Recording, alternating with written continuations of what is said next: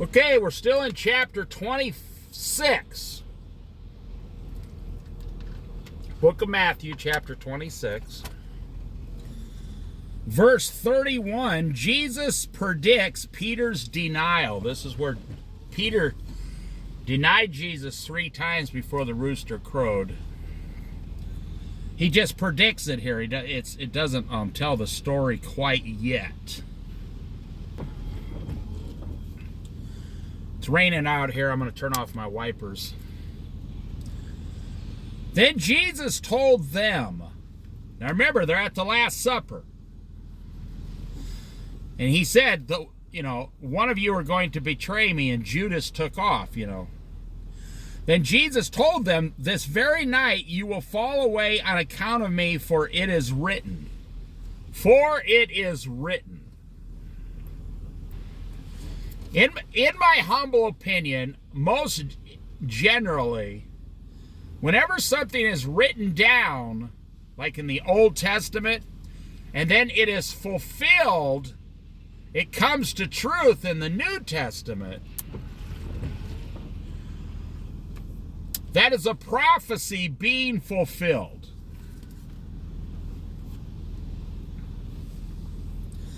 For it is written, this very night you will fall away on account of me, for it is written, I will strike the shepherd, and the sheep of the flock will be scattered. But after I have risen, I will go ahead of you into Galilee. Okay, now, what does that mean? I will strike the shepherd. Well, Jesus is our shepherd. Jesus Christ is our shepherd, and we are the sheep. And that's why, matter of fact, that's why there's a saying today. There's a big, huge bumper stickers going around now. Don't be sheep. But they're talking about sheep for the government. Don't believe the government don't believe everything the government tells you. Don't believe what the government's telling you to do. Don't follow the government, Democrat, Republican. You're not supposed to be following the government anyway. You're supposed to be following Jesus Christ. So I want you to imagine, you're out in a field somewhere. You could say a field in Israel, that'd be fun. And there's a shepherd there, and there's 100 sheep. And who's keeping the sheep safe is the shepherd. We got fox. A fox usually can't take down a whole sheep, but coyotes, wolves, bears. A badger could kill a sheep technically if he was hungry and angry enough. So when the shepherd sees danger coming to the sheep, boom, he goes and kills the bear or the coyote or the wolves or the lion or the mountain lion. Yeah. That's why most animals hunt at night when people are sleeping. Did you ever think about that? That's why most animals can see in the dark. That is why humans are to go inside at night. You cannot see in the dark. How many videos do you see of a guy walk outside of his house with these new doorbell cameras? A guy walks out of his house like in Alaska or Montana or Wyoming or something. And the guy doesn't even see there's a mountain lion like 30 foot in front of the guy. So what happens if you came down and you struck down the shepherd? What would happen? I will strike the shepherd, and the sheep of the flock will be scattered. You and I are the sheep. So this is a very profound moment in Christianity. Now, I assume it's God striking the shepherd. I do not believe the devil is here. he wants to strike the shepherd. I don't know if the devil was given the power to strike down the shepherd. No. The devil is controlling everything around the shepherd. Like all the chaos. You understand what I'm saying there. Have you ever just stood still? I mean, this is like one of the main parts of my life. And I thank God for it every day. That I can stand still. I completely stand still. And no matter how much I stand still, there is nothing but total chaos around me at all times. Chaos, chaotic, nonstop chaos, people freaking out, people driving fast, people, like it's raining out here, and I get out and I calmly walk to the store and I train myself to enjoy the rain. Because, you know, I mean, it's going to rain a lot in your life, man. It's going to snow, you know, windy. Why would you not enjoy a third of your life because it's raining? Doesn't make sense, you see. But what are you going to do? Tell Jesus, hey, I can't enjoy life right now, man. And Jesus says, smiles and says, why not, my child? Well, because it's raining out. You see how lame that sounds? I will strike the shepherd, and the sheep of the flock will be scattered. So you see, in 2023, when you are scattered today, you are scattered for worldly reasons, not because of Jesus. See, people pray, oh, Lord, give me strength, Lord, I'm drowning. No, you're drowning in a sea of self-inflicted chaos.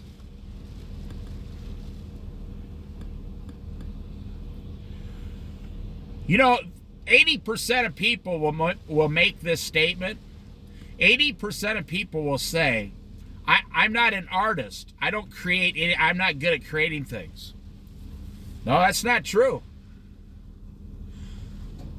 The average person goes around and creates chaos all day long.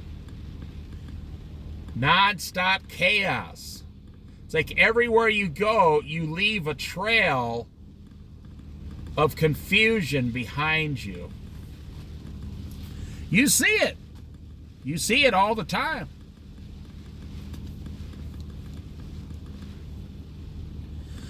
But after I have risen, says Jesus, I will go ahead of you into Galilee. I want to say this, the Holy Spirit just reminded me of something. Do you realize how easy your life would be? Now, I'm probably telling you one of the top 3 most important things of your entire existence on this earth. I will repeat that because you probably didn't hear it. You probably didn't absorb it or consume this information. One of the top 3 most important things of your life. Do you know how easy your life would be if you only did what Jesus told you to do? See, he says here, I will go ahead of you. Oh, wait a minute now. When Jesus tells me to do something, he already has gone ahead of me in my life, your life, if you allow it, you start allowing it. He's already gone ahead of you and taken care of everything. When Jesus told his disciples, go into town and tell the man who owns the donkey, we need use of the colt. Jesus already took care of it. When he told them, go in and talk to a certain man and say, we need your upper room for the Last Supper, for the festival. Jesus or an angel or something went ahead and already spoke to that man in his heart. Someone's going to knock at your door. When Saul, who is now called Paul, when Saul was blinded on the road to Damascus and Jesus said, go into the town, there's a man there waiting for you, he will pray and heal you. your eyes. Jesus already went into the town and told the man, Saul is coming here to talk to you. Now, I want to say something. This might be blowing your mind, but it shouldn't be. Do you even understand how easy your life would be if you only did exactly what Jesus told you to do? You say, well, I'm in great debt. I have to go to work and I have to get out of debt first. Okay, well, ask Jesus to get you out of debt. Say, Lord, I made a mistake. I apologize. I see that now. Somehow I spent $400,000 in life that I never even worked for yet. Oh, man, America's full of one sucker after another, I'm telling you. You were talked into spending $500,000 and you just got out of college. You don't even have a job. And the banks are lining up to give you the money. Because the devil knows once you get that money, he's got you on that payment plan for 30 years, my friend. And during that 30 years, what you receive is just temporary moments of pleasure. Like every once in a while, you'll have a nice family moment. Every once in a while, like every third Saturday is family night. When's the last time you sat down and cooked and made your favorite meal? It's probably been a long time for the average person.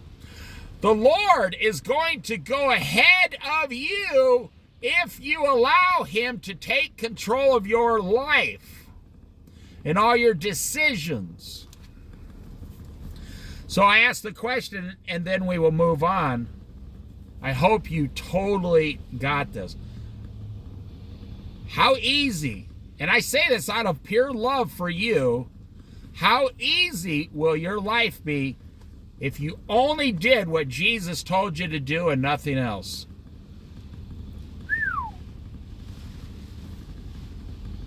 It'd be 100 times easier than your life right now. Now, it takes time. It takes time, one step at a time, to get out of the mess you already got yourself in. But then you'll see it working, and you'll see Jesus going ahead of you. And then, like once every week, Jesus will tell you some new action to take and go forward in his name to glorify his name. But after I have risen, I will go ahead of you into Galilee. Now, here is the problem right here. Peter replied. Now, this is pure pride. This is total pride got a hold of Peter here, unfortunately. Even if all fall away on account of you, I never will. I, Peter, will never. I am better than the other 11. Finally, it comes out. Peter thinks he's better than the other 11. Finally, we get to the truth of what Peter is thinking in his mind. He made a mistake. He makes this mistake quite often. Now, he doesn't make this mistake today, and he didn't make this mistake after Jesus reinstated him 3 times. No. Then Peter became a whole new person. So you got to give him credit. I'm talking about the Peter at this particular moment in history.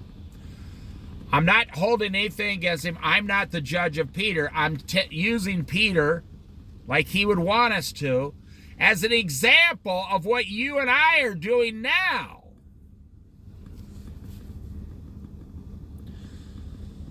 Peter replied, here comes the pride, and pride can only come from the devil.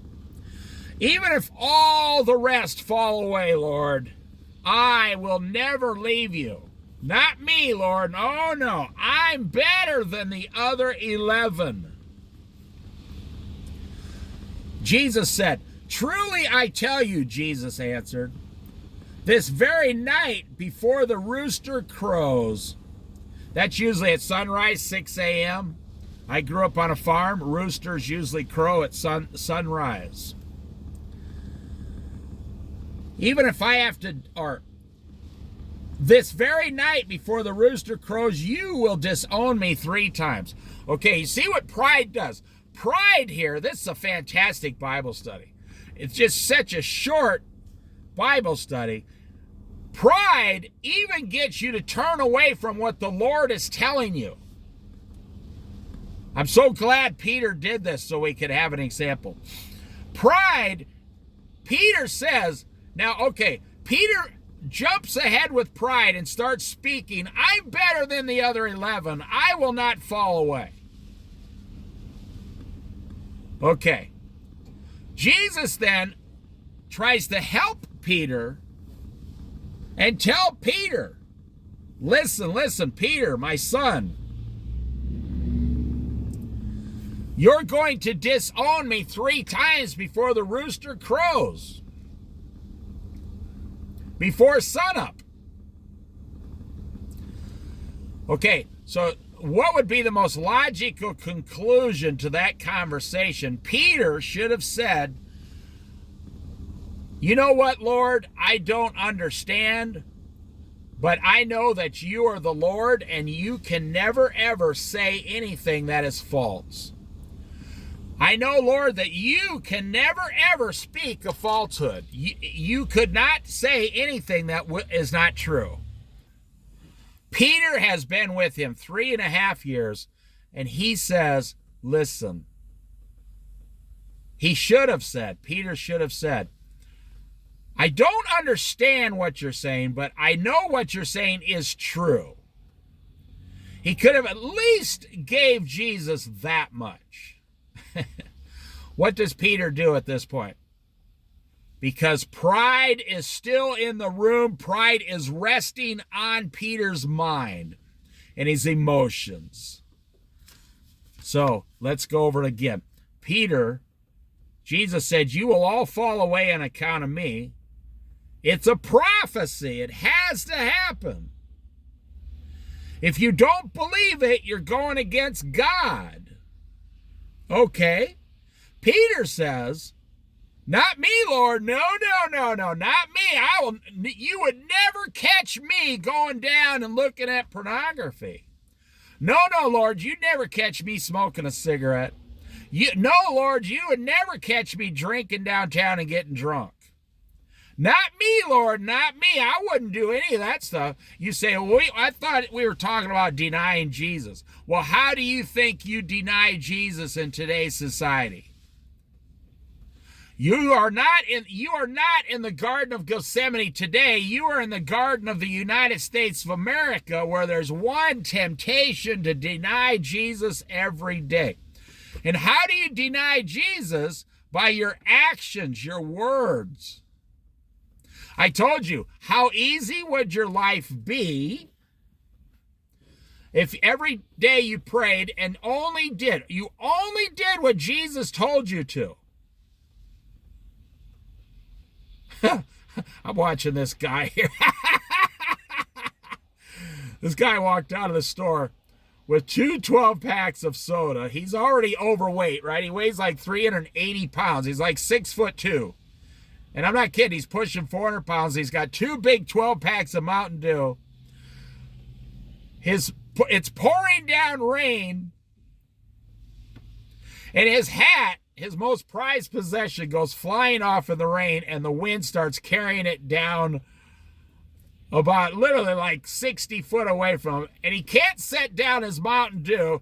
And so he's trying to catch his hat, and he's getting soaked, but he will not let go of the Mountain Dew, the very thing, the soda and all the sugar, the very thing that has made him fat, 380 pounds at 6'2". Now, I wouldn't want to get in a fight with the guy. He looks like a beast, actually. The same problem he has can be solved by just putting down the soda and not going to the store at all.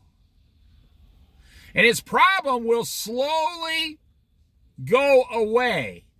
And then he'll be 6'2", 240 pounds, and just solid muscle. What does Peter say here? Jesus says, you're going to deny me 3 times. Now, do you think Peter, at this point in his Christianity, do you think or his pre-Christianity, I could even say, do you think Peter would just come to his common sense and say Jesus Christ is right? Jesus Christ cannot be wrong. When Jesus says, do not look at pornography, what does a man, because we know 68% of all Americans look at pornography, men and women. When Jesus says, do not look at pornography, what do you say? You say, well, Lord, you start arguing with Jesus. Now, listen here. Now, of that 68% that look at pornography, well, about 60% of Americans are no longer Christian, of the Christian faith.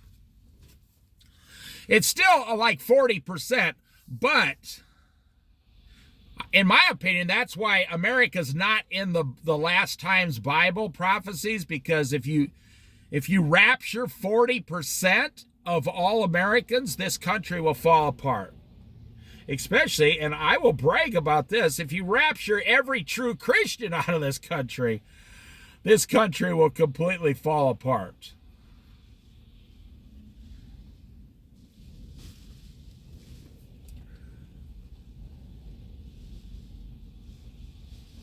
In the world, it's about 75% of people are not Christians. In America, it's about 60% are not Christians. Now, I did not say believe in God. No, there's a lot of Americans, they'll tell you I believe in God. But there's only about 40% of Americans left that say I believe in Jesus Christ as my Lord and Savior. Okay, so Jesus is telling Peter, you're going to deny me. Jesus is just making a truthful statement. Jesus tells you, don't look at pornography. It's going to harm you. He's just telling you the truth. He's telling that guy, come out of the store in the sideways rain, put down the Mountain Dew, put down the soda. Put it down. It's harming you. The guy was only like 35 years old. You're 35 years old. You're about to go over 400 pounds next year. The man's not going to put down the soda. He's going to argue. The average American, 68%, is not going to stop looking at pornography. They would rather argue with God than put the pornography down and turn it off. Peter started arguing with Jesus again. Peter replied, even if all fall away on account of you, I never will, because I'm way better than you. I'm way better than the other 11. Isn't that what you say when you look at pornography or smoke drugs or get drunk? What do you say? You say 5 words that are always destructive to your life. I know what I'm doing. I know what I'm doing. Get off my back. I've been working all week. I deserve to have a shot of whiskey once in a while. That's what you're telling your wife and your kids. I don't want you kids smoking, but I'm smoking because I'm already addicted to it. So you kids leave me alone. I can look at pornography. I'm not going to become addicted to pornography. I can try heroin 1 or 2 times. There's no way because I'm better than everyone around me, I would never become addicted to heroin. I can take painkillers. There's no way I'll become addicted to painkillers. Pride. Pride. Pride is the thing that is killing your life, my friend. Jesus says, I I will never disown you. Peter says that right to Jesus. Peter says, dear Lord Jesus, I will never disown you. Because, you know, we've been together the longest. I know you like me the most. I'm supposed to be the cornerstone. I'm going to sit in one of the 12 seats in all of heaven. I would never disown you, Lord. So the Lord gives him a little bit more information.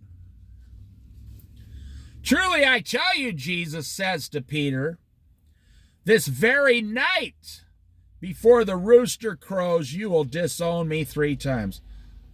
Okay, so Peter, boy, there's something about pride. Pride, my definition of pride is proving that I am not wrong. Now, I'll talk about myself. I've been in prideful situations. I've been a young man. I've been stupid. I've had people tell me something right to my face that was 100% true, and I would deny it. I say, that's not how it is, man. I would never do that. No, you're talking to Dave here. No. I got special abilities, you know, man. I'm not like the rest of these people. Pride. So does Peter stop there and leave it alone? Nope. He argues again. The actual Peter, Jesus predicts Peter. See now, the actual story here ends with Peter arguing with Jesus. Jesus told him twice. So Jesus does not say anything else to him. Jesus is showing wisdom, just saying nothing. Just, okay, Peter's all wound up. He's just not going to understand what I'm saying. He's all wound up. He's like, oh, he's starting to get angry now. But Peter declared, even if I have to die with you. Man, I love Peter so much. This guy would be the first to pick up a sword and run into battle. If Peter lived in the Old Testament, he would be the first to pick up a sword. If the Lord said, go over the hill and start slaughtering everybody, Peter would be the first to run up there. Just for pure enthusiasm. Even if I have to die, this is how far Peter's going to go to prove he's not wrong. But let me tell you something. Peter didn't understand, obviously. What if Peter here proved Jesus wrong? Let's say this was the only time in the Bible that Peter, a man, proved Jesus Christ, God in the flesh, to be wrong.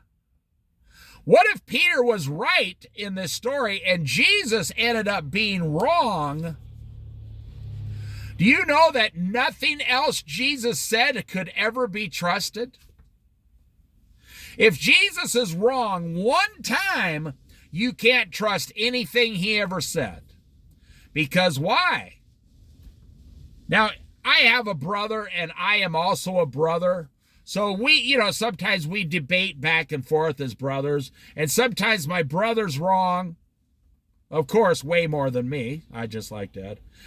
And sometimes I'm wrong. We get the stories wrong from like our childhood or whatever, right? And we're on the phone trying to, debate each other. No, that's not how the story went. We're trying to remember something like when we were 5 years old, something stupid. But we are only men. We are not God in the flesh. Jesus was man and God.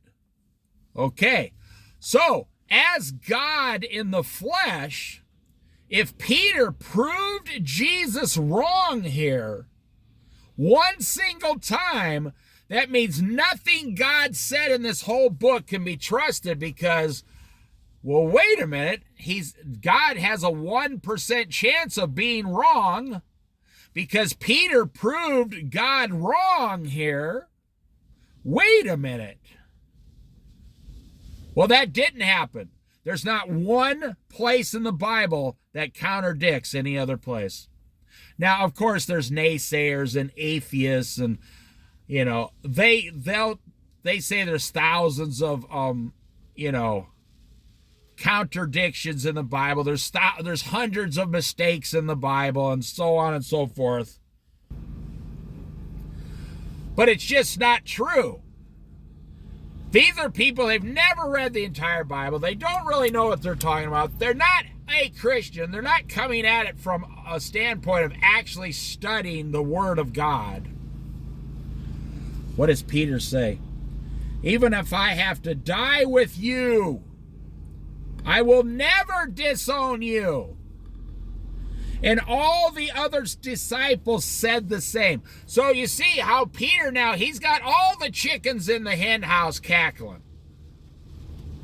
He's got all the disciples wound up. Peter steps up and says, no, Lord. Now the first thing Peter says is, no, Lord, you're wrong about that. Wow. How many of you are out there saying that now? You're looking right into the face of God and you're going, no, you're not. You're wrong, Lord. That's not what you're saying is wrong. You're telling God he's wrong. How many scientists today, evolutionists, they say that's not how the world was created. God creates the world, and like 4,000 years later, scientists are invented. We act like scientists have always been here. They've only been around for 2,000 or 3,000 years.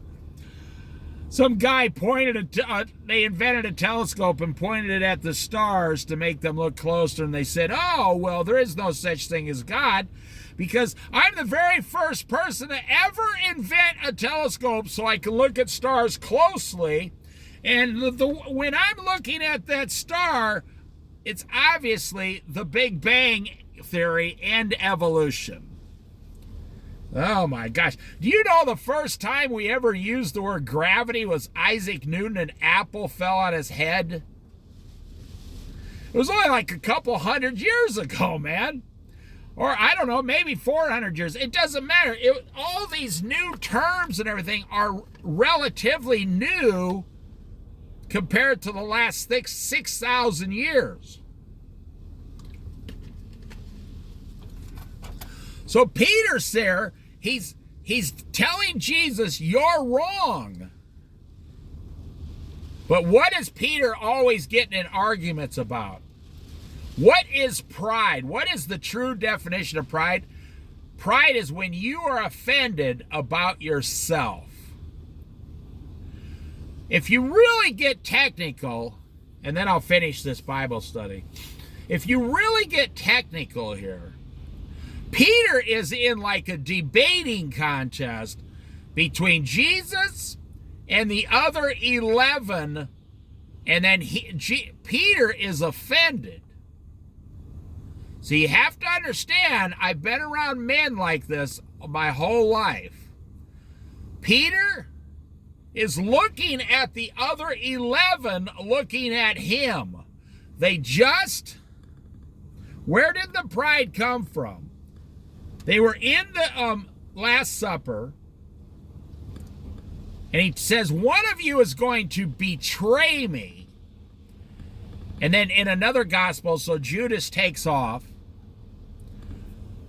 But then Jesus says, now one of you, you're all going to fall away because of me. So you see, they're thinking, what? Not me, not me, not me. So then Peter says, well, not me, Lord. He talked too much.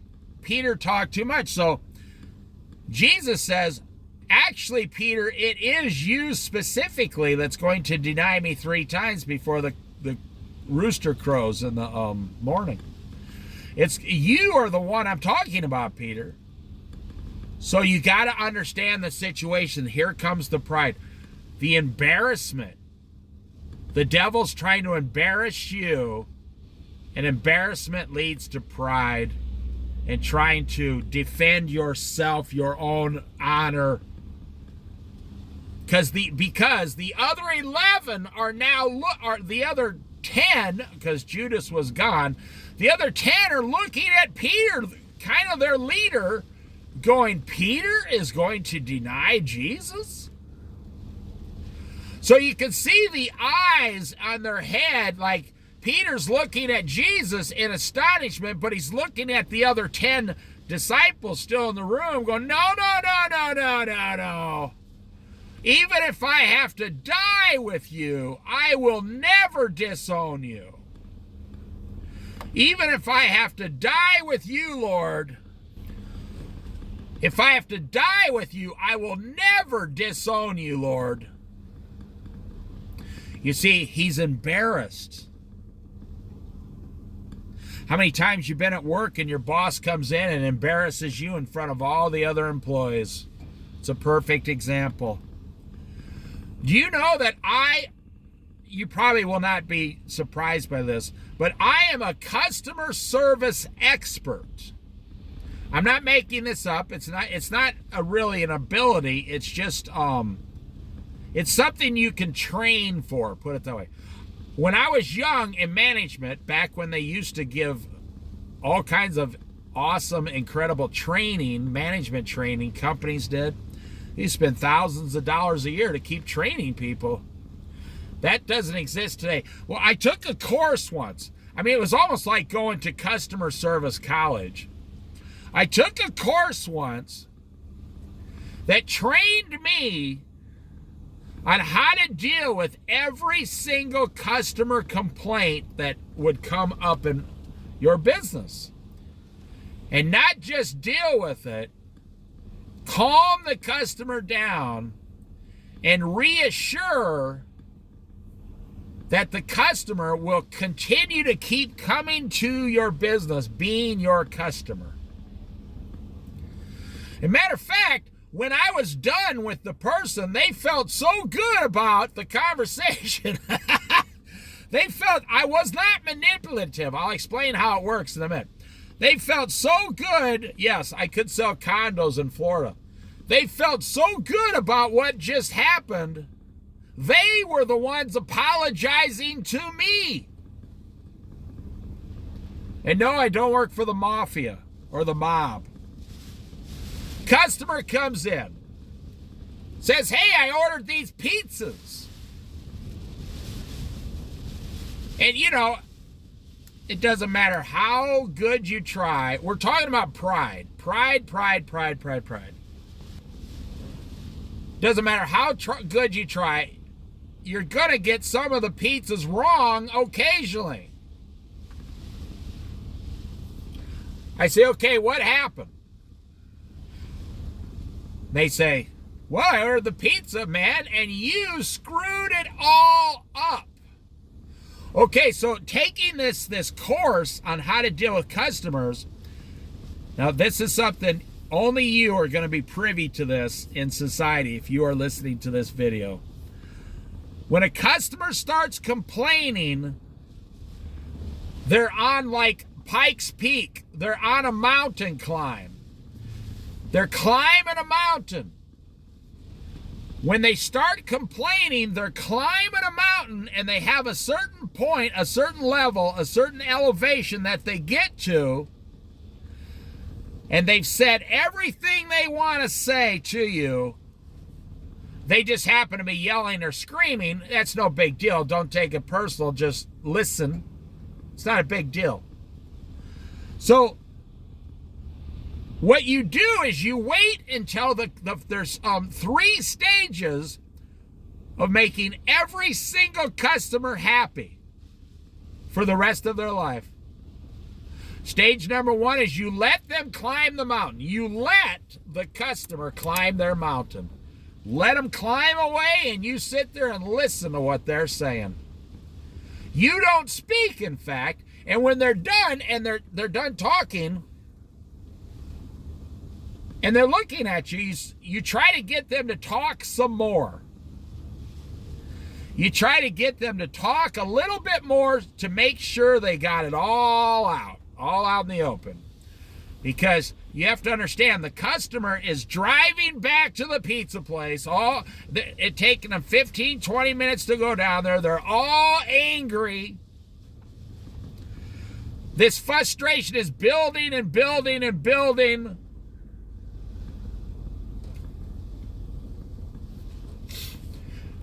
So you got to let them get it all out. This is stage one, climbing the mountain. Let them climb the mountain. You know, it's not that different than actual mountain climbing. You know, there's a lot of frustration, a lot of sweating, yelling, arguing, cursing, hitting hard surfaces like the rock, using all your energy. Going down the mountain's the easy part. Climbing the mountain's the hard part. So I say to the customer, because we're not done with stage one, I say, okay, have you said everything you want to tell me? See, you're almost treating this like a very gentle court of law situation. And I'm the judge. I get to decide what to do in this case as the manager. And they go, yeah. Yeah, I think I've said everything. And then they always say this 90% of the time. Every time, 9 out of 10, they go, I want to know. And this is how you know they're done, and they're giving you permission to talk without actually giving you permission to talk. I want to know what you are going to do about it. Stage number 2, climbing down the mountain. Now, I told you there were 3 stages. Stage number 2, bringing the customer down the mountain. This also works in search and rescue. The customer, stage number 1, got all, lost in the woods and all that. Stage number 2 is you have to deal with the customer when you find them, the hiker, the person hiking, and bring the search and rescue then has to bring them, stage 2, down the mountain. So now it's my job as the manager of a pizza place to bring them down the mountain.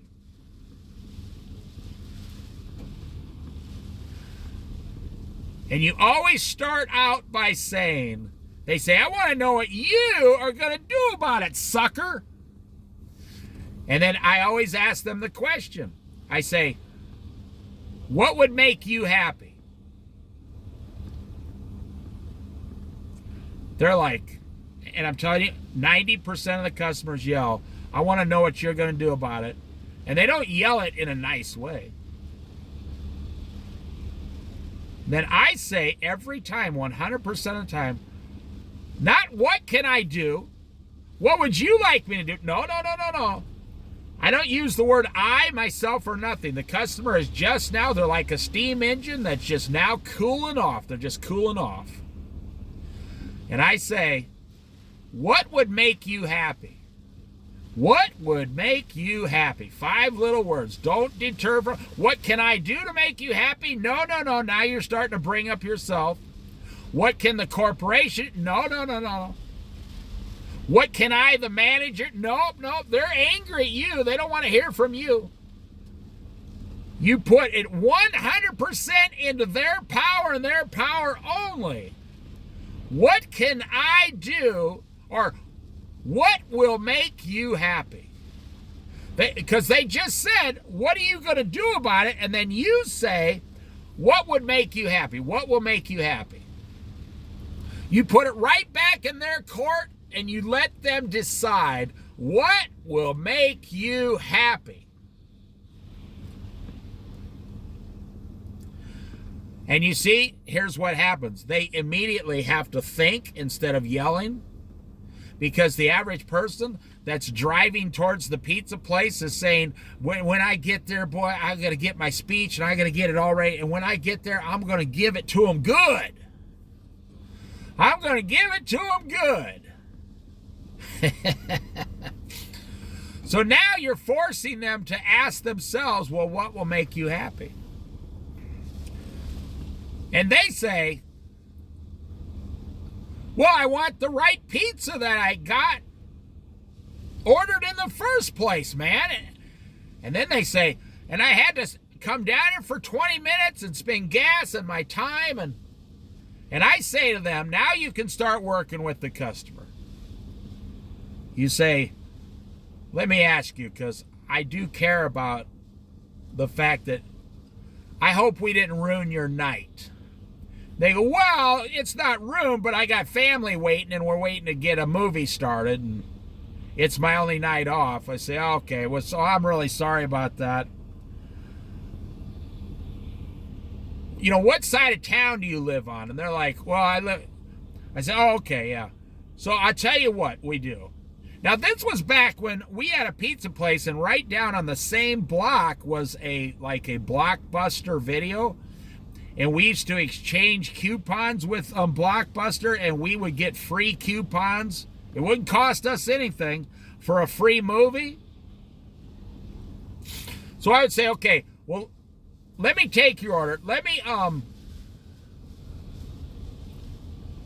me make those 2 pizzas that you ordered the correct way. It is going to take 20 minutes. The guy says, okay. Now, here's what we want to do. I'm going to take the pizzas that you got here. I'm going to keep them warm. And I want you to take those home with you because we can't use them. They're the wrong ones. We can't give them to anybody else. So now you're getting 4 pizzas for the price of 2. I'm going to go ahead and throw in 2 of these Blockbuster free movie rentals for 1 night each. And Blockbuster would make money because they were only for 1 night, and the average person would keep the movie for 2 or 3 nights, so they could actually charge them an extra $1 or $2. Then I would say to the person, and I'm going to throw in a bag of cheese bread with sauce, cheesy bread. And I'm going to throw in like a 2-liter of soda. You have to understand, this was in like 1984, the early 80s. We got those 2 liters of soda for like 25 cents each. That's what our price was. We could make that cheesy bread for 15 cents. I'm not making this up, in 1984. I'm actually giving the customer like 30 cents right there. I'm making their pizzas, which is on us. It would cost us about $3 to make each pizza, so that's $6 that we're out of pocket there. But they did a survey.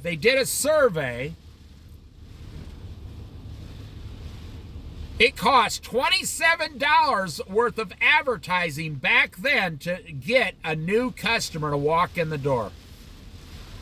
And it only cost $6 to keep a current customer, a customer that's already your customer. It only costs $6 to keep that customer when you make a mistake. It costs $27 of advertising in the local community to get a new customer to come to your business. All this stuff used to be documented. So this guy's sitting down, I'm talking to him, and then I give him my business card because I was the manager. I'm like, listen, here's my name, Dave. Listen, we made a mistake. I'm not guaranteeing we won't ever make a mistake with you again, but we don't want to screw up your pizza night. We only make like 1 mistake every 10 days around here because I know we used to have to write them down and stuff. This guy, so that's stage number 2. Stage number 3, you become the customer's friend. You go out there, you're shaking their hand, you're giving them the card. You say, okay, they're making all your stuff. Listen, I say, listen, my name's Dave. I want to be your friend. I want to be your go-to pizza place. I want to be the place you come to get your family's pizzas. And on and on and on and on and on. And you turn it into a community thing. By the time, 3 stages, by the time this guy leaves, this guy's saying to me, you know what, Dave, I'm sorry I was yelling at you, man. I hope it's nothing personal. I just had a bad week. I'm sorry I was yelling at you. You're a nice guy. I'm going to get every one of my pizzas here from now on. My family's not going to believe how great you guys were to us. We were looking not just to sell this guy pizza, but to sell his kids pizza when they grow up and start going at it. That's how management used to work, and that's how you could claim you were an expert. You know how they do it today? Numbers. They call it shrinkage. When a customer complains, they go, oh, okay, whatever, and they just give them the money back and say, okay, goodbye. And what they do, that's why part of the price of your inflation is so high today. That's why part of your inflation is so high. Because they're adding in all the people that complain, all the people that steal the product now, all the people that run in and just steal the product out of the store without paying for it. They're adding all of this stuff in. I'll tell you, it's a true story. I've been here 21 and a half years on the Oregon coast. About 18, 19 years ago, I saw a guy pull up to a store. Matter of fact, it was the Fred Meyer. He pulled up to a store. He filled up 2 baskets full of those carry baskets full of food. And he had his girlfriend driving the cart. Now, they weren't on drugs in this. They were poor. They were so poor. And he runs outside without paying, jumps in the back seat, and she takes off, drives away. They had management chasing them. They had the police chasing them. They had all the employees in the store were completely upset. They had meetings about safety. All this stuff happened. It was a rumor all over town, you know, because back then it was only a town of like 7,000, 8,000. Can you believe that someone just ran into a store and took stuff right out of the store? I mean, it was a big thing. This 18 years ago. How many times a day do you see that now? So, last week, I saw someone walk into the store, fill up their own bag full of stuff, because you don't know if they're going to stop and pay for it.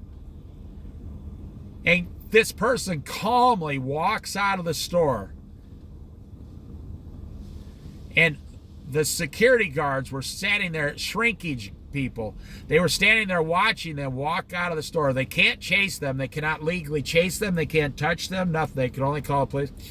The person, the homeless person on drugs, was calmly walking with like $70 worth of groceries in 2 full bags down the street. He turns around and flips them off, gives them the middle finger, and he says, there's nothing you can do about it.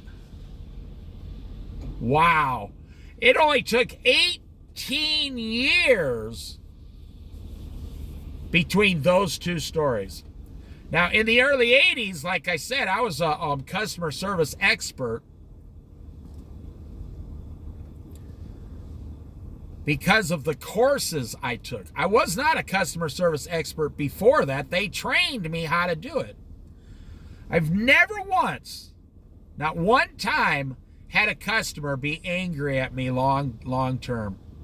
Nope, not one single time.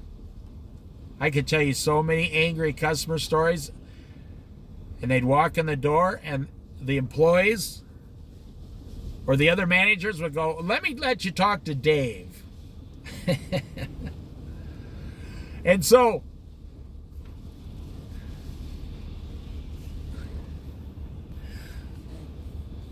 what is it? 40 years later, what do? 82, 92, 02, 2012, 22, 41 years later, what do? They say, oh, well, we'll just let people steal, and then we'll just raise the prices for everybody else to pay for it. So you see, we were talking about Peter here is going to deny Jesus 3 times because of his pride. That's what we're talking about. Customer service, their pride. The angry customer, their pride. They're angry. Their pride is getting them. They're upset. You're upset in today's society. You are upset. You want to know what one of the worst combinations on planet Earth is? Pride plus embarrassment equals, you can just fill in what it equals, stupidity, depression. If you have pride and you jump ahead here like Peter, like that's why I gave the customer service story. Like the customer just starts yelling and screaming. I had 2 wrong pizzas one time. I called the pizza place. I said, hey, so you gave me the wrong pizza. And they said, oh, okay, we've been waiting for you to call back. We sent the wrong pizza out the door. We have yours here. And, you know, I said, I'll tell you what, I don't want to make a big deal out of it because I'm talking to the manager.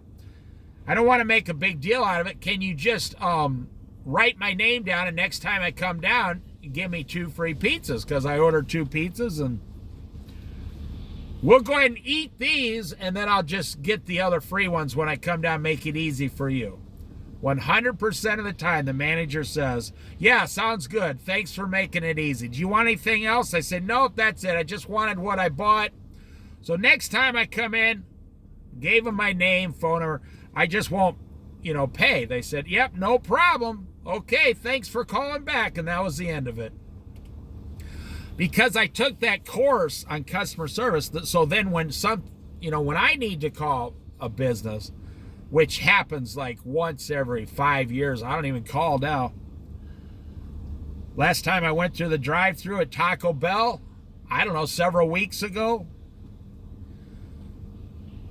I ordered one thing and I don't know what it was. I think they screwed up my order with the people behind me and vice versa. I actually left. I got like one of those, beef nachos, which I'm eating all vegetarian now just for a few months to see if I can lose a bunch of weight here.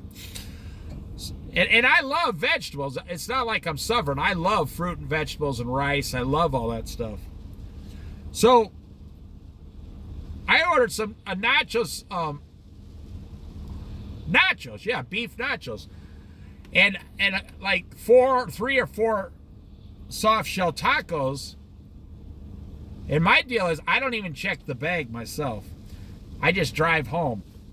I got home. Now I got the better end of the deal. I got like $27 worth of food. And I was like, they never even gave me a taco. What are the odds that there wasn't even a taco in there? But I was like, okay, well, I'll just eat this, I guess. Because pride did not get into me. And then when you have pride plus embarrassment, why are you embarrassed? Most people don't get embarrassed one-on-one. No, they go into a fighting mode, not an embarrassing mode. They go to fight. Embarrassment is when there's 10 other disciples looking at you. And you know what I'm not letting the other 10 disciples off the hook here. Because you know what those other 10 are thinking? Oh, yeah, okay. Jesus says Peter's going to deny him, not us. Oh, okay, we got it. All right. But that's not what Jesus said. I will strike the shepherd, and the sheep of the flock will be scattered. All of you will be scattered. Peter said, even if I have to die with you, I will never disown you. And all the other disciples said the same. Because now Peter was the one getting blamed here, right? He was getting the blame. It wasn't really blame. Jesus was just stating factual information, just giving him the facts. That's what a prophecy is. People say, oh, do you believe those prophecies in the Bible? They're not really prophecies. They're just facts, factual events that haven't happened yet, but they're going to happen. They're guaranteed. It's not up for discussion. What Jesus is saying here, Peter, you're going to deny me 3 times before the sun rises, before the rooster crows. It's not a debate. Jesus isn't asking, what do you think, Peter? Do you think you'll deny me? No, he's stating a fact. That's why Jesus is telling you. Jesus is not telling you, do you think it's bad for you to look at pornography? No, Jesus is saying, do not look at pornography. Don't look at it. Don't think about it. Don't go through a 20-step program to get over pornography.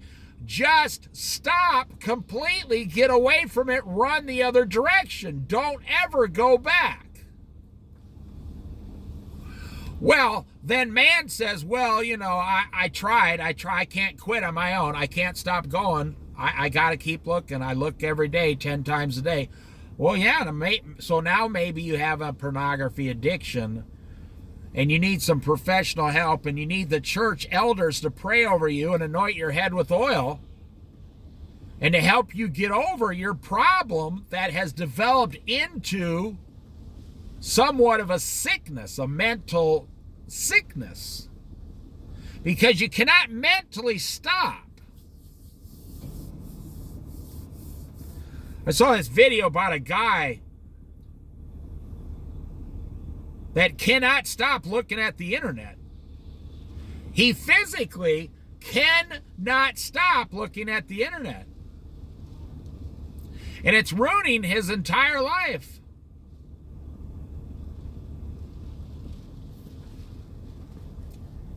He has an internet addiction. Whatever's in his brain now is addicted, getting pleasure. Every time he looks at the internet, he gets more pleasure.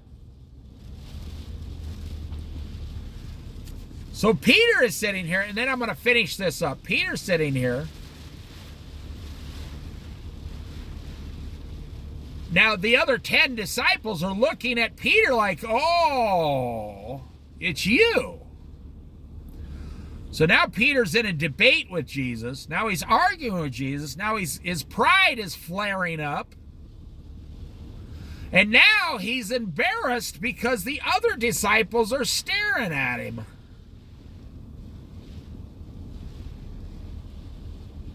I know a guy who works in a charity.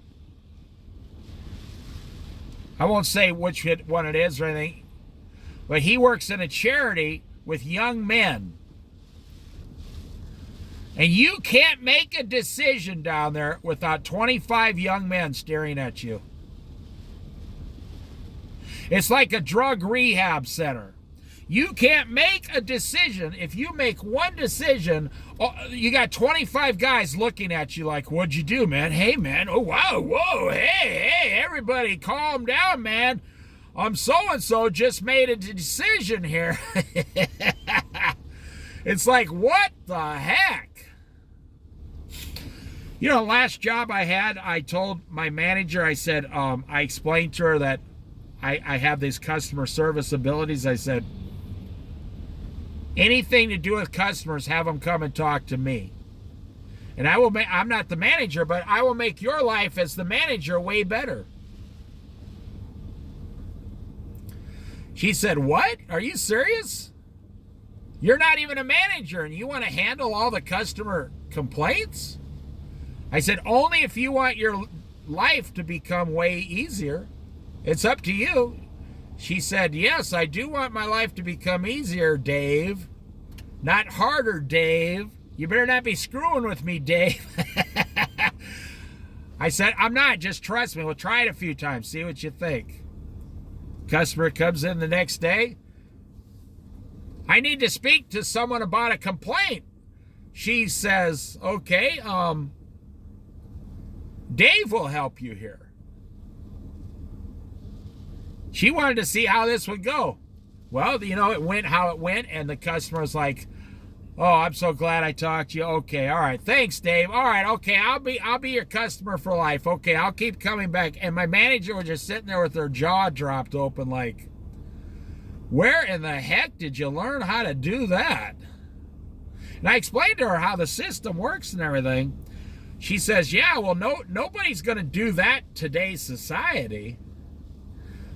I said, I understand that, but you can do it in your store as a manager, and you will get promotions quicker than anybody else, and that's exactly what happened. I will end with this. Jesus is always telling you a fact. I don't even want to say the truth. Let's just say factual information. Jesus cannot tell anything that is not factual. Okay, we can agree upon that. And I said at the beginning of this study, do you realize how easy your life would be every single day if you only did exactly what Jesus told you to do? Well, how do I talk to Jesus? Well, you become a Christian. You become a believer in Jesus Christ, and every single day before you leave the house, you get on your knees and pray to Jesus alone. Not with your family. If you want to have family prayer time, that's fine too. But each person, even your children, should individually be talking to Jesus on their own.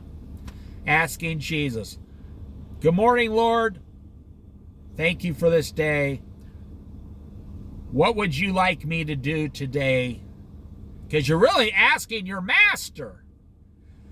Jesus owns you. He bought you with his own blood on the cross. He paid a high price for you. People don't realize that. You were sitting down in the town square, and you had chains of sin binding you down. You were a slave to sin, says the Bible. And Jesus came down there and said, I'll buy that one because you called out, Lord, come and save me. Now, I don't want to make the mistake that you think Jesus decides who gets saved and who doesn't. No. You had to call for Jesus to come down and save you from yourself and your sins by believing that Jesus Christ is the Son of God. This is my Son. Believe upon him and you shall be saved. So you call Jesus, come down and save me. I'm in these chains. And he came down and took a drop of his blood and freed you for all eternity. He died for those who would believe. And you are now free from all your sins. But unfortunately,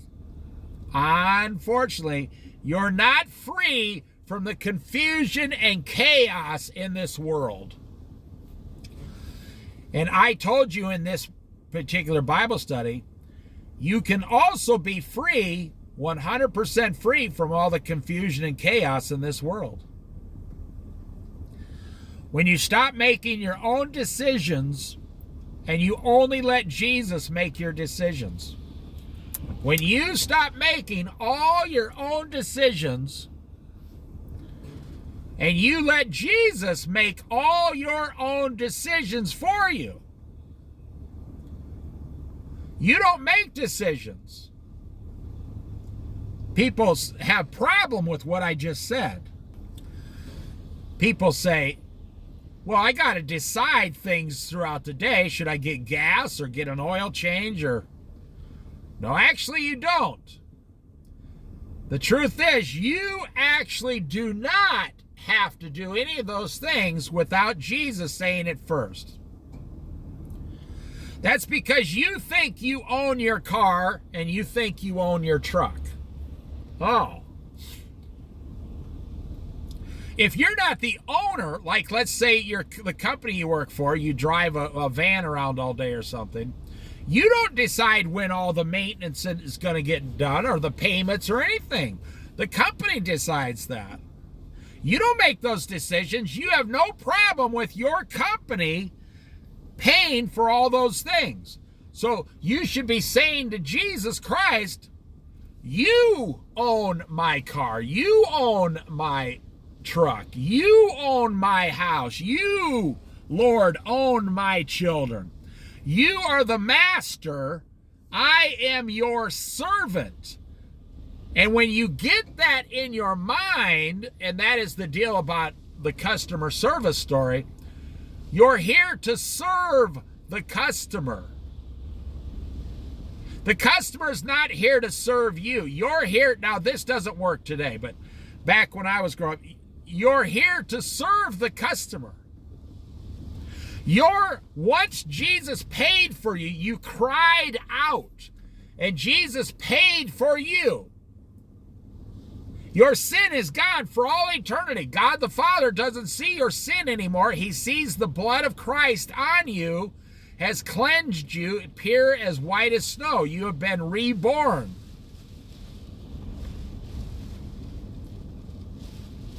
And now you are serving as his servant, him, Jesus. When you say, Lord,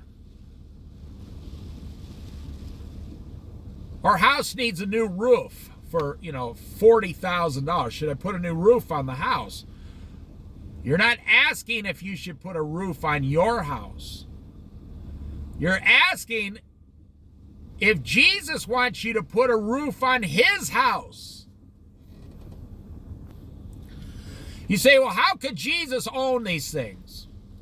Jesus owns your flesh, your spirit. He owns your very flesh.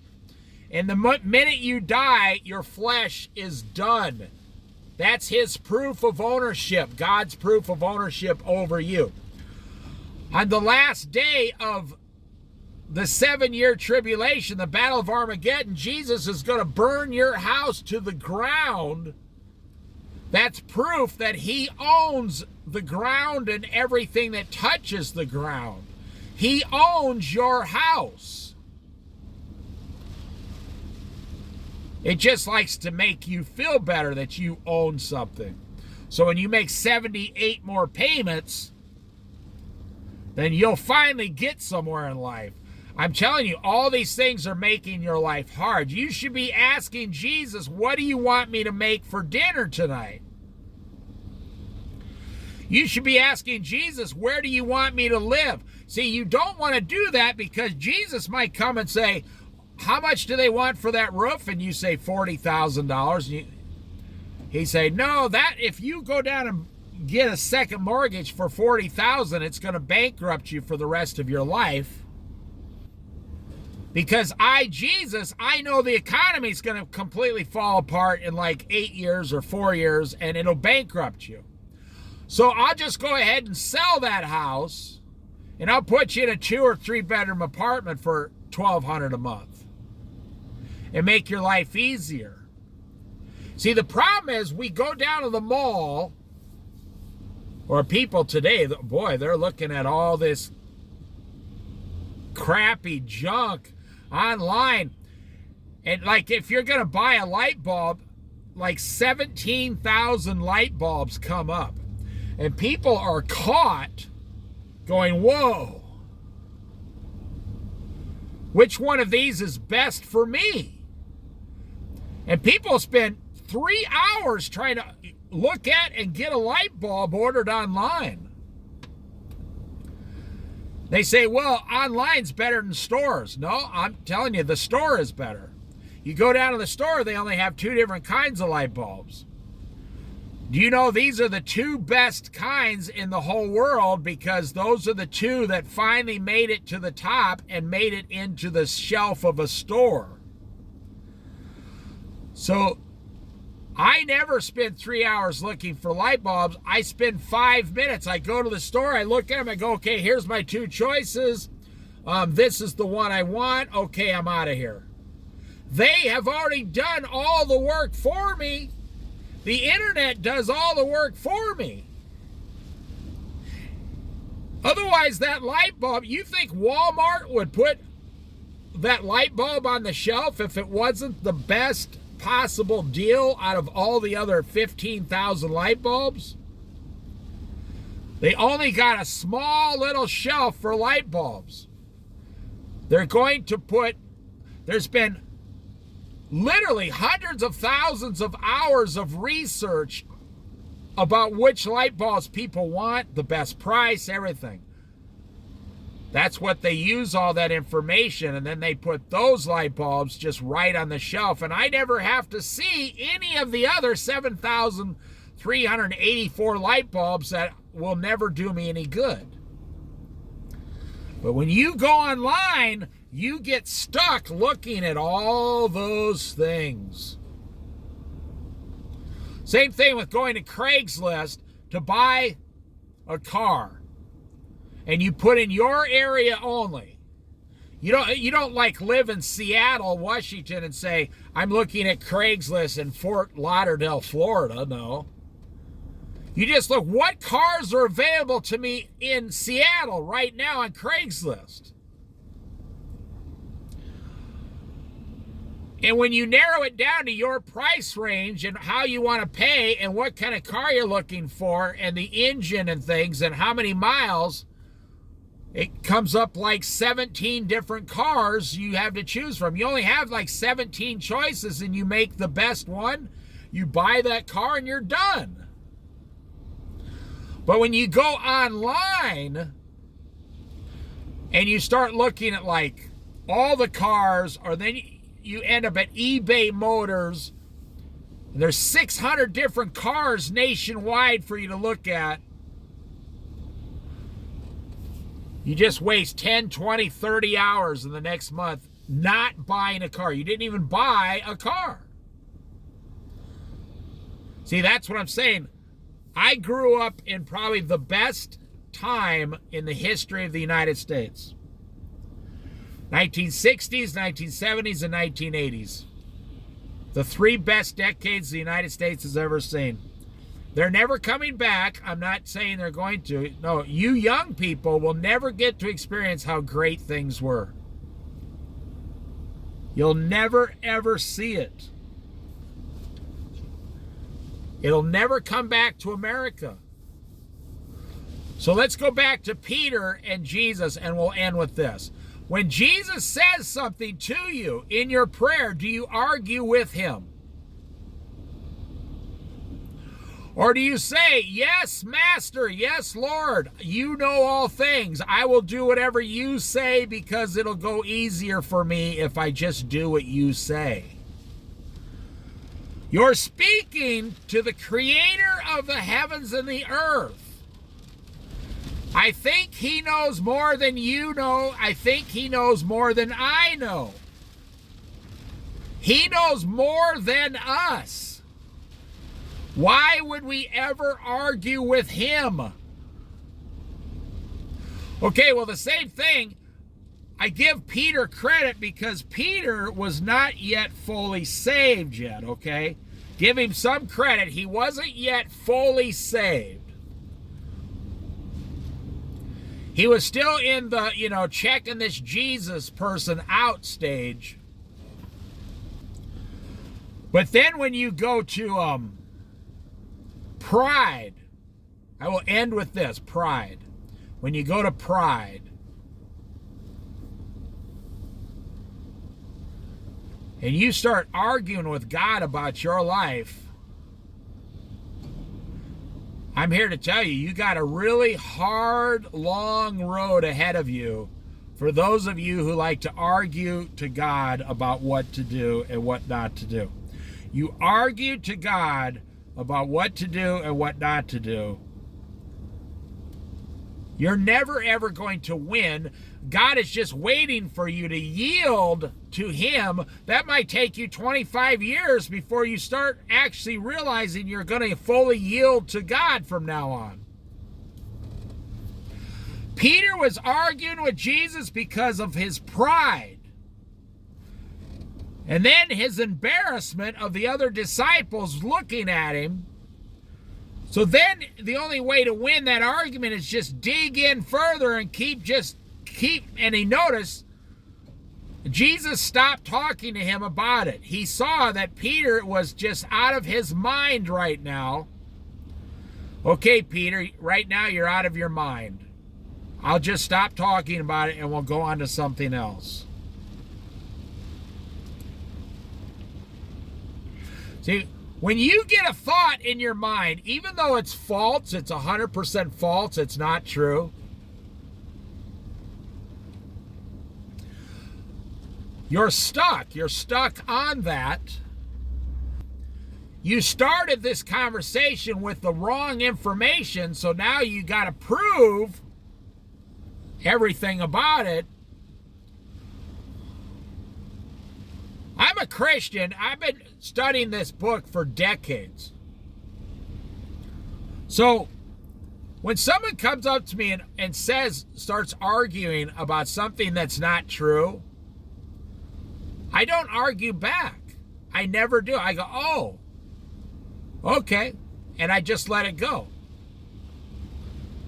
Because I recognize immediately they are on a very long, hard road.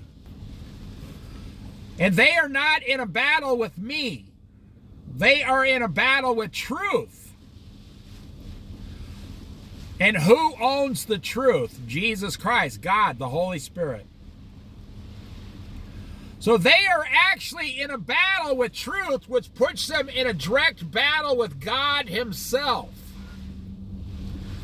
They are in a battle with God and words, and my human words are going to somehow prove to God that he's wrong and not telling me the truth.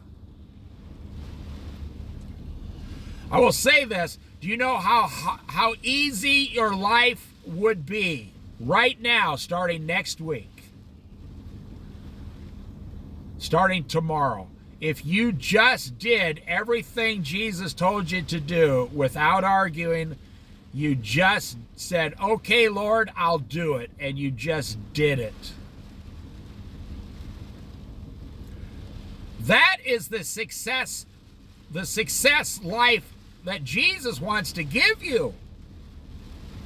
He's not trying to take anything away from you. He's trying to actually give you something to help you and your family. The Bible says, if your child asks for a stone, no, you'd give them bread. You wouldn't give them a stone. You'd give them way more than they asked for. If you ask God for something, he's going to want to give you something way better than you're asking for.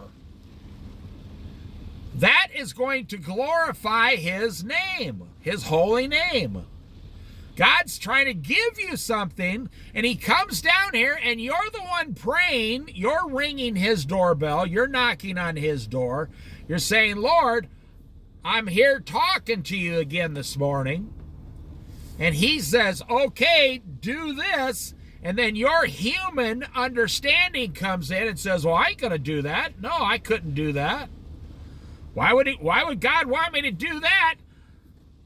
God told Adam and Eve, you can eat from any fruit in the garden except one tree in the middle of the center of the garden. Do not touch it, or you will die. And the devil comes along and says, now, let's go over this again. What did God actually say about that tree? Why didn't the devil talk about all the other trees? Why was the devil only concerned about this one tree? And Eve said, well, God said if we eat of it or touch it, our eyes will be open, we'll die. No, she said we will die.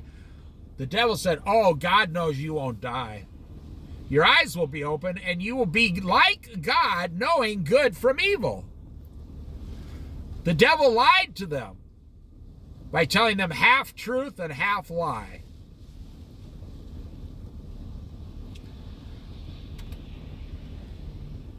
And Eve, in her pride, became deceived. And she used to walk with, Adam and Eve walked with God in the garden in the cool of the afternoon. They walked with him. So you are sitting here trying to figure out your life by arguing with God what you should do. Do you see how completely out of control you have become if you find yourself arguing with God? That is your answer. That is why your life is so hard. How many people argue with God whether pornography is good for you or smoking or drinking is good for you? How many middle-aged women today say, well, hey, you want to know what? I don't think drinking a couple glasses of wine every night is bad for you. And God said, don't do it. The Lord says, don't do it. You say, well, how is 2 glasses of wine going to hurt me? Well, if you do that for 5 years, you drink 700 glasses a year. You drank 3,500 glasses of wine in 5 or 6 years. And you say, oh, have you ever thought to say, how would me drinking 4,000 glasses of wine harm me? Well, of course, it'd kill you instantly. But you're saying, well, not if I stretch it out. If I take all this poison and stretch it out over 6 years, then it won't harm me at all. And God is saying it's going to harm you. Do you know this is a fact, true, pure fact? Do you know in today's society, the way they have alcohol manufactured today, do you know 1 out of every 6 people that takes just 1 drink becomes an alcoholic now? 1 out of every 6. It's like 16 or 17% is immediately an alcoholic. After 1 drink, something happens to their brain because of the way alcohol is. The same with heroin or cocaine or crack or methamphetamines. You know that 80% of people that try it just once, nothing happens. I mean, they get high, but they don't become addicted and they never do it again. Or they do it once a year or something. They never become addicted. But you know, like alcohol, that 15%, 1 out of every 6 just try it 1 time, like my friend. He tried heroin 1 time and he's been living in the ditch for 10 years now.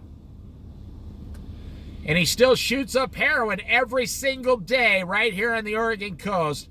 Every single day shoots heroin for 10 years. And I used to be really close. We used to work at the same place.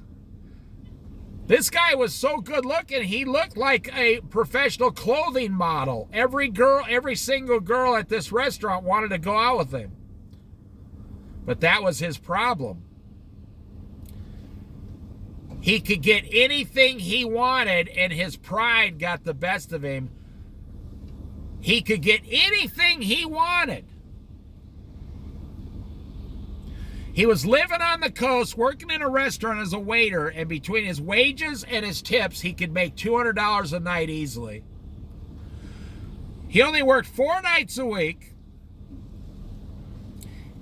He brought home $800 a week working part-time. This was 20 years ago. You know how much money that was? That's like $1,500 a week today. He'd get any girl he wanted. They threw themselves at him. Then he smoked cigarettes. Then he drank beer. Then he smoked pot. Then he tried crack a couple times when that was popular. Then he tried some mushrooms when that was popular. Some dried psychedelic mushrooms in your tea. Then he tried heroin one time.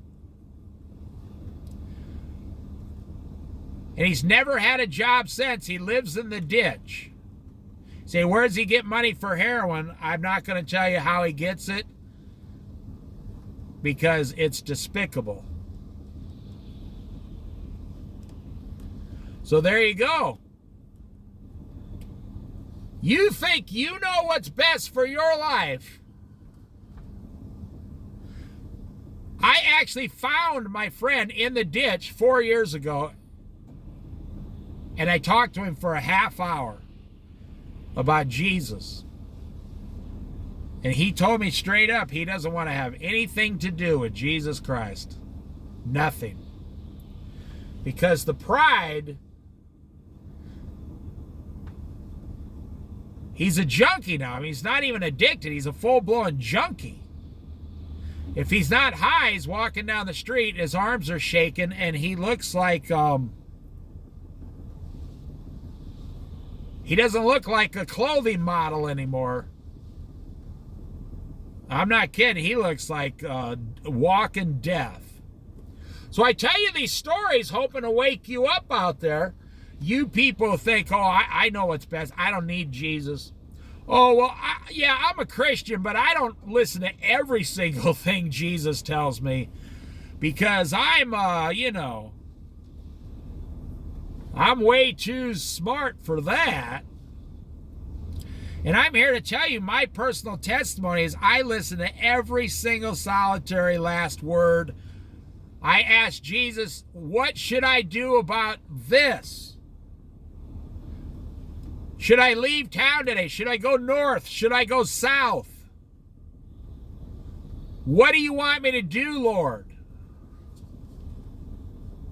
I had a mechanic tell me once, well, your car needs this a few years ago. I said, okay, well, just give me a few minutes. I have to think about it. He said, well, what's the thing about it? I said, well, actually, I got to go out to the car and pray about it. I have to ask Jesus if he wants me to fix the car or not. And the guy looked at me and said, oh, wow. He said, you're the first person I've ever heard say that. He said, I'm Christian myself. I've never heard anybody say that. He goes, yeah, take all the time you want. I came back and said, yeah, okay. He says, to get the car fixed. Thank you for your patience. This guy fixing my car was a Christian. He was amazed that I was going to ask Jesus whether I should fix my car or not.